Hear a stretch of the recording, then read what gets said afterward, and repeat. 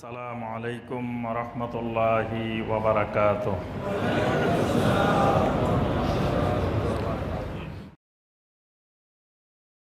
90 নম্বর, এটা হলো মৃত্যুর সময় শয়তান পিতামাতার রূপ ধরে মানুষকে বিভ্রান্তির চেষ্টা করে।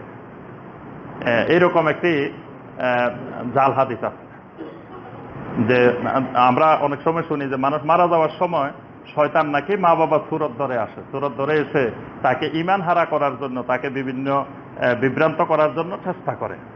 এজন্য মানে যারা বলেন যে ফিরের দরকার, মানে ফির লাগবে, তাদের বড় দলিল হইল, শোনো তুমি যখন মারা যাবা, মারা যাওয়ার সময় এরকম তোমার মা বাবার সুরতে শয়তান এসে তোমাকে বিভ্রান্ত করার চেষ্টা করবে। তখন পীর সাহেব 100 মাইল 200 মাইল 500 মাইল দূরে থাকলেও উনি কাশফের মাধ্যমে দেখে ফেলবেন। দেখার পরে উনি ওখান থেকে বদনামারি দিবেন। বদনামারি দিলে বলবেন যে এই তুমি বিনা দলিলে বলো আল্লাহ এক। তখন আপনি দেখবেন যে ঘর ঘর করে বলে ফেলবেন লা ইলাহা ইল্লাল্লাহু মুহাম্মাদুর রাসূলুল্লাহ। দেখেন, আপনার পীর সাহেব না হইলে কিন্তু আপনি কলমা বলতে পারতেন না। এটা হলো বড় দলিল।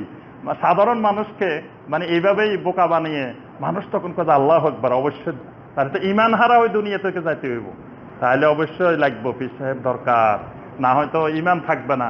কারণ আমার মৃত্যুকালে তো শয়তান বিভিন্নভাবে আমাকে বিভ্রান্ত করার চেষ্টা করবে, তখন আমার ঈমান কিভাবে আসবে? এরকম দেখবেন অনেক ঘটনা আছে যে যে বড় বড় আলেম মারা যাইতেছে, শয়তান আসি এরকম করতেছে, তখন পীর সাহেব বদনামারি দিছে। মানে পীর সাহেব ওযু করতেছে, ওখান থেকে দেখতেছে যে তার মুরিদের সাথে শয়তান এই কাজ করতেছে, উনি বদনামারি বলতেছে যে এই তুমি বলো যে বিনা দলিলে আমার আল্লাহ, কিসের দলিল টলিল? এই পীর সাহেবের কথা সে শুনে গেছে, শুনে কালেমা পড়ে ফেলছে। এই যে মৃত্যুর সময় শয়তান আসি মা বাবার রূপ ধরে বিভ্রান্তির চেষ্টা করে, এই জাতীয় যে হাদিসটি, এটা এই বিষয়ে কোনো কথা হাদিসে আসে নাই। ইমাম সৈয়দি ইবনে হাজার মাক্কি রাহিমাহুল্লাহ বলেন যে এই কথাটা সম্পূর্ণ ভ্রান্ত বানোয়াট।